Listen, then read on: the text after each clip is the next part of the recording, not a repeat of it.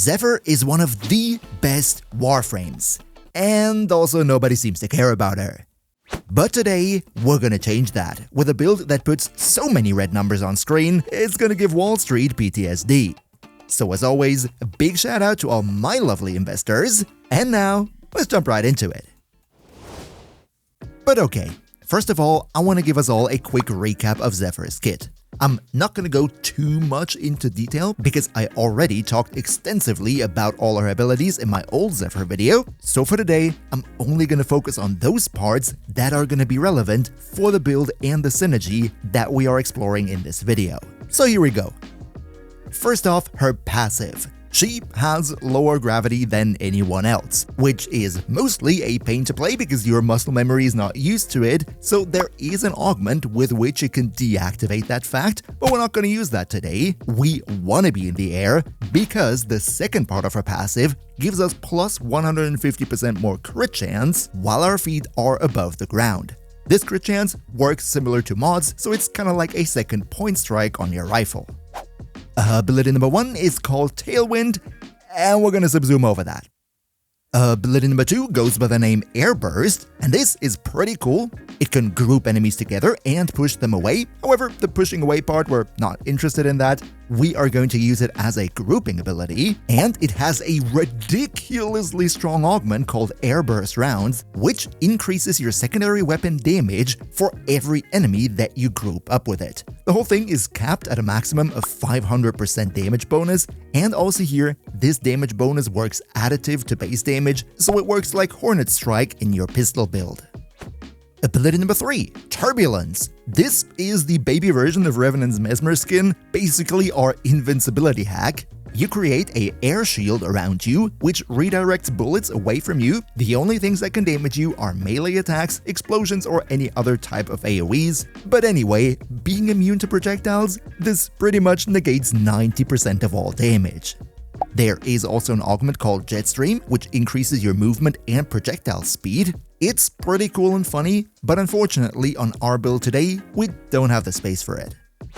And then finally, we have her ultimate, Tornado, which, as the name suggests, creates a tornado that picks up enemies in its vicinity, and whenever you shoot into the tornado, the damage you deal to it is distributed among all the enemies inside of it, and it too will apply all the status effects.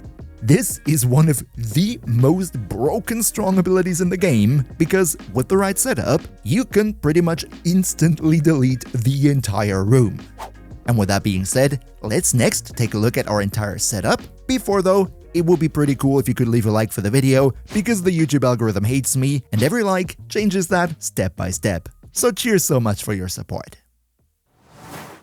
But okay, let's talk about our entire setup and all the synergies that are going on, starting out with the weapon that we're gonna use and the build, where, first of all, I want to say that you are, of course, free to use whichever weapon you like with Zephyr.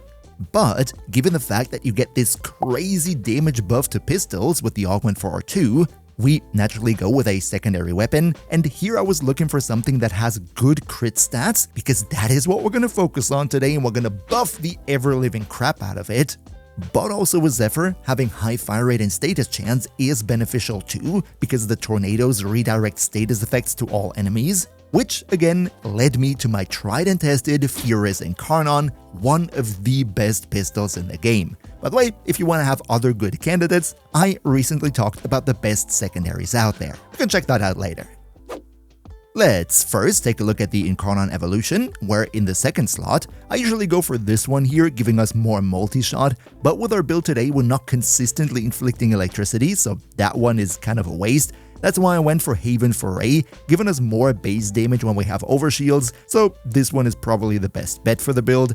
In the third slot, you can go for whatever you like, and then in the fourth slot, I went for the one that gives us more base status chance, because it's gonna help a lot with the Zephyr tornadoes.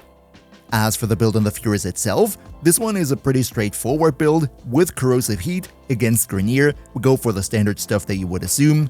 Galvanized Shot for damage and status chance, Galvanized Diffusion for the multi-shot, Prime Target Cracker for the crit damage. We do not go for a crit chance mod because I happen to have a ribbon that gives that to us. It's a pretty beefy one. In case you don't have that, it's no problem. Just replace this one with Prime Pistol Gambit for more crit chance. And then one interesting part here is I also go for Pistol Elementalist, which kinda seems counterintuitive on a mostly corrosive-based build, right? That doesn't deal status damage. But as you're gonna see later on, we're actually inflicting Blast with this build, even though we don't have Blast on the weapon, and that is what we need this one here for. Finally, in the Arcane slot, I went for Secondary Outburst, which converts our melee combo multiplier into more crit chance and crit damage at the same time, a super duper duper strong arcane. And the reason why we use this instead of more base damage with, for example, Cascadia Flare, is that we already have plus 500% base damage from the Airburst Rounds augment, and we're getting base damage from Galvanized Shot on top, so it wasn't really necessary to go for more damage here. I fully wanted to double down into crit. But, as always, when using Secondary Outburst, the next question would be, which melee are we going to use to feed the combo multiplier into that arcane? And for this, you're absolutely free to use whichever one you like. All you need to do is max out your combo multiplier, switch to your secondary weapon, and then you have the buff. For example, the Ceramic Dagger Incarnon is usually a pretty popular option here because it can get up to, I think, 9 times initial combo multiplier. But with Melee Crescendo, you could also put the same effect onto literally any other melee weapon out there. Just takes a bit of setup. So what I opted for today is something that we don't see all that often, and that would be the Dex Nikana. See, the Dex Nikana has a very interesting feature. It has a bit of a lower maximum combo multiplier. It can only go up to 11x, not 12 like most other weapons. But to compensate for that, it also only needs to go up to 11 hits before increasing the multiplier, which means that you reach it much sooner and any source of initial combo is gonna be twice as effective. This right here would be the build that I personally use on this setup. Most of this is not necessarily needed. The only 2 mods that you definitely want to have are Corrupt Charge, which gives you 30 initial combo, as well as Galvanized Reflex that will give you another 80 on top, which will give our Secondary Outburst plus 220% crit chance and crit damage for the Furious all the time. So yeah, that would be it for the weapon part of today's video. Before we get into the Zephyr build itself, let's also quickly take a look at our companion. This one is pretty short though, nothing all too crazy going on. Usually on Zephyr, you really like to use Nautilus because Nautilus helps you pull in more enemies into your tornado. But for today's video, it's actually super important that we have Diriga because of his arc coil, you know, when he zaps nearby enemies. That's gonna be needed for a synergy later with the Zephyr build. So when looking at him, this right here is the build that I'm going for. Most of this is not 100% necessary. The only things that you really need is Synth Deconstruct because that will be needed for our energy economy, Manifold Bond to apply the elements that are on Diriga's weapon to all the enemies that are being hit by our coil right here, and then Tenacious Bond to give us a final 1.2 times crit damage multiplier. You know, having some more crit damage is always good. As for Diriga's weapon, I, as per usual, go with the Volcax because it's easy to get this to over 50% crit chance, which again, you need that for Tenacious Bond. But if you don't have the Volcax, you can also use the Volclock or any other companion weapon that can get to over 50%. This right here is the build that I use on it. Most of this is not 100% necessary. The only 2 things that you really want is, of course, critical delay, so you get to over 50% crit chance, and you want to make sure that your companion weapon has heat damage on it. Doesn't matter if it has innate heat damage or you mod heat damage onto the weapon, but you do need heat damage. This one is a must because it's going to become very important for a synergy with the Zephyr build that we're going to talk about in a minute.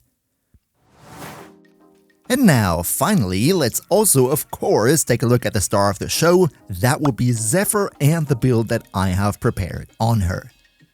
First of all, let's go over the Archon shards, and what we have here is a little bit ridiculous, but hey, it's a crit meme build, what did you expect?